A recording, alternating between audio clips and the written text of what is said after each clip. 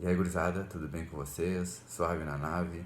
Aqui é o professor Pablo e estou mandando esse vídeo dentro do contexto das nossas aulas sobre o sentido da história e a função social dessa ciência. Qual a importância que ela tem para a sociedade? Muitos pensam que é apenas conhecer o passado, mas por que conhecer o passado? A gente conhece o passado para compreender o presente. E compreendendo o presente, o nosso presente ou o presente da sociedade, a gente pode planejar um futuro melhor. Então, aquilo que vale para nós como indivíduos, vale para a coletividade social, para a sociedade. Para a gente entender os problemas atuais, resolvê-los, continuar apostando naquilo que está certo, entender a origem desse momento presente, a gente tem que estudar a caminhada, toda a trajetória que nos trouxe até aqui, seja como indivíduos ou como coletividade. Então, assim como eu pedi que vocês fizessem uma produção textual contando a trajetória de vocês, eu vou contar um pouco da minha para aqueles que não tiveram a oportunidade de assistir em sala de aula.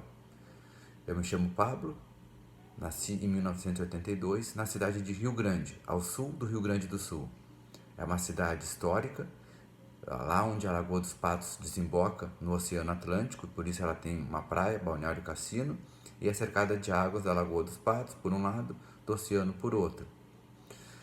Muito antiga, numa região que antigamente era militarizada na fronteira entre o Império Português e o Império Espanhol. A cidade, inclusive, é fundada a partir de um forte militar que foi construído lá. Hoje ela tem mais ou menos uns 200 mil habitantes, um pouquinho mais, uma cidade média. Obviamente, quando eu nasci, tinha bem menos. Toda a minha família é de lá, tanto meus avós paternos quanto meus avós maternos. Eu tenho uma avó que é de Pelotas, que é uma cidade ali perto, mas o resto da família se criou na cidade de Rio Grande. Muitos saíram, assim como meus pais, que quando eu tinha 4 anos de idade, foram morar em Porto Alegre. Eu sou o mais velho de 5 irmãos, meus 5 irmãos mais novos nasceram todos em Porto Alegre, onde a gente cresceu e se criou. Uma característica muito marcante da minha trajetória foi as mudanças. Meus pais se mudavam bastante. Eu tenho sempre muito vivo na minha memória constantes lembranças, às vezes constantes mudanças. Às vezes de 2 em 2 anos, 1 ano e meio, teve lugares que eu morei por 3 meses. E isso foi algo um pouco traumatizante para mim durante a criação, porque de tempos em tempos eu tinha que romper vínculos na escola, vínculos de amizade, né? Então eu nunca conseguia fortalecer esses vínculos. O tempo todo eles estavam sendo quebrados. Então para mim isso me impactou naquele momento de uma certa forma negativa, mas hoje eu percebo que influenciou muito da minha personalidade comunicativa, adaptável, porque eu precisei disso, eu precisava me adaptar a lugares diferentes, a pessoas diferentes, precisava me comunicar, saber socializar, porque senão quando eu estivesse fazendo amizade já tinha que me mudar. Então eu me tornei uma pessoa muito sociável, comunicativa e adaptável a novos ambientes, muito em função dessas mudanças.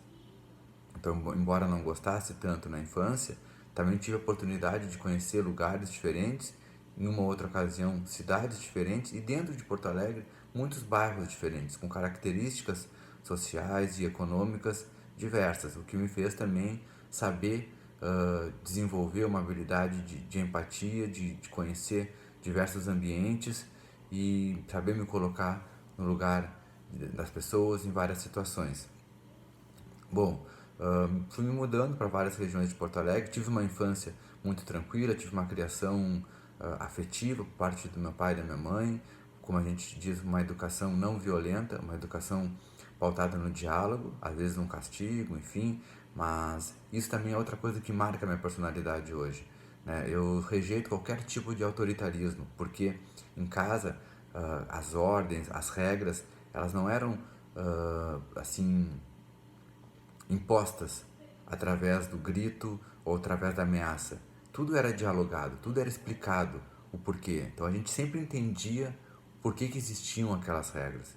E quando a gente questionava, havia esse espaço para o diálogo. Isso fez com que eu e meus irmãos nos formássemos pessoas abertas ao diálogo, democráticas e principalmente anti-autoritárias. Eu sei que tem muitas famílias que essa não é a realidade, né? Então essa é uma característica da minha criação, tanto uma criação afetiva, amorosa, como uma criação pautada no diálogo. Sempre tive, nunca fui rico, mas também nunca fui pobre, nunca passei necessidade. A minha família tinha uma característica de aproveitar muito o momento, então eles não poupavam para o futuro. Essa é uma diferença muito básica que existe entre diversas famílias. Algumas passam uma vida mais limitada, juntando dinheiro, sem sair, sem passear, sem morar bem, né, com carros assim mais populares, e aí vão juntando, vão fazendo uma provisão, uma previdência para o futuro, né, para comprar um terreno, uma casa na praia. A minha família não ia muito nessa linha, né, não se preocupava muito com o futuro e mais com o presente, né. Então isso fez com que a gente não tivesse formado grandes bens materiais, né, terrenos, imóveis ou algo assim, mas durante a criação dos filhos a gente sempre comeu bem, pôde passear, pôde viajar, né? Então são dois tipos de mentalidade que existem na sociedade: aquela que acumula, aquela que poupa e passa por algumas limitações, mas colhe no futuro, tendo o ponto positivo e negativo desse estilo, e outros que não pensam tanto no futuro, na poupança, e aproveitam mais o momento. Então isso é algo que também me marcou. Obviamente quando eu cheguei na vida adulta, quando tive filhos, enfim, tive que mudar um pouco isso aí para poder, né, também planejar melhor o futuro. Mas é importante, né, a gente conhecer, saber a nossa origem, saber o porquê dos nossos comportamentos, para conseguir, enfim, mudar aquilo que a gente acha necessário. Então, essas algumas características da minha infância, né, naquela época a gente não tinha tanto acesso a jogos eletrônicos, só um videogame, mas a maior parte do tempo era na rua, polícia e ladrão, subindo em árvore, né, entrando, tentando fazer aquela aventura nos pátios para roubar goiaba, laranja, né, que para nós era uma aventura, e muito futebol, né, jogava muito futebol, gostava tanto de futebol que quando a gente estava jogando futebol, jogava futebol de botão, não sei se vocês conhecem, mas um jogo que simula o futebol através de uns botãozinhos, uma goleirinha, um campo, né, de madeira, que dá para botar no quintal de casa, na sala, e tive uma infância muito boa, né, sendo o mais velho de 6 irmãos. Aos 14 anos tive uma mudança assim que me impactou muito também, né, que me causou um pouco de sofrimento, não sofrimentos que eu observo, né, em muitas crianças, né, também não posso reclamar, mas eu estava indo estudar me formando no ensino fundamental, indo para o ensino médio, e estudar na maior escola pública do Rio Grande do Sul, Julinho, junto com meus amigos, que a gente tinha um time de futebol, que a gente ia nos estádios, né? Eu e mais um era gremista, os outros dois eram colorados, a gente estava sempre em volta de ou assistir os times, ou jogar futebol em campeonatos, em praças, né? Então a gente estava com um vínculo de amizade muito forte, né? Formando uma identidade, né, ligada ao futebol, e assim, meio que do nada, tive que sair de Porto Alegre, ir para o interior, para uma localidade no interior, de uma cidade do interior, enfim. Então, aquele adolescente de cidade grande, de capital, que estava acostumado com aquele ambiente, daqui a pouco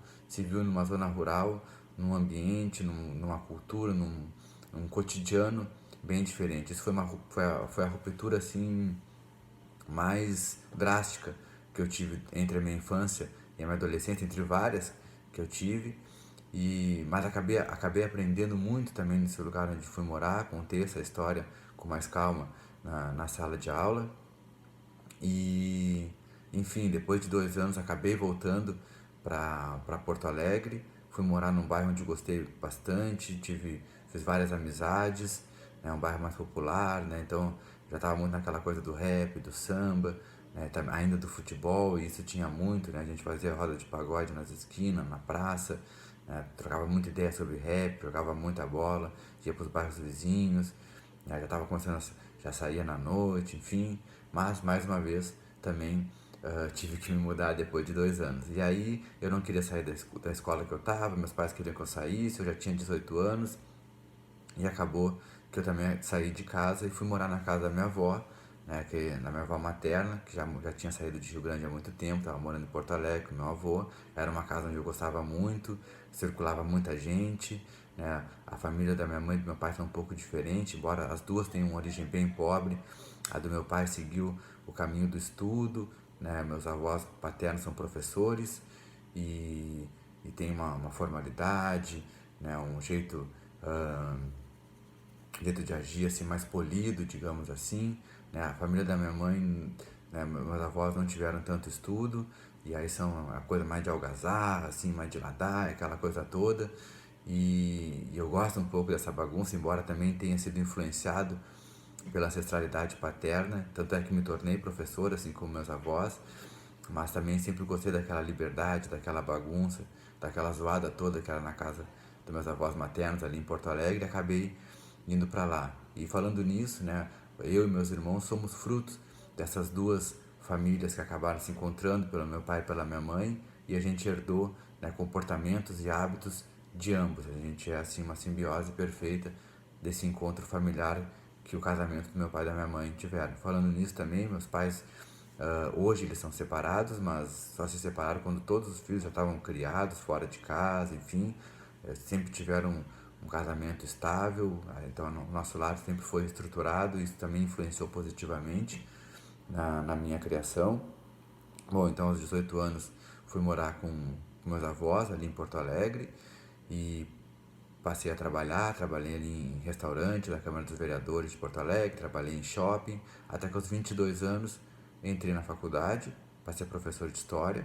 Aos 25 tive o meu primeiro filho, né? Fui morar com a minha companheira lá em Porto Alegre, naquele outro bairro. Eu gostava bastante do samba e do rap, sabe? Ela era de lá, pois então, e lá eu fui morar e na minha avó eu morei durante 7 anos, dos 18 aos 25, né? E eu já conhecia a gurizada lá do entorno da casa dela desde a minha infância.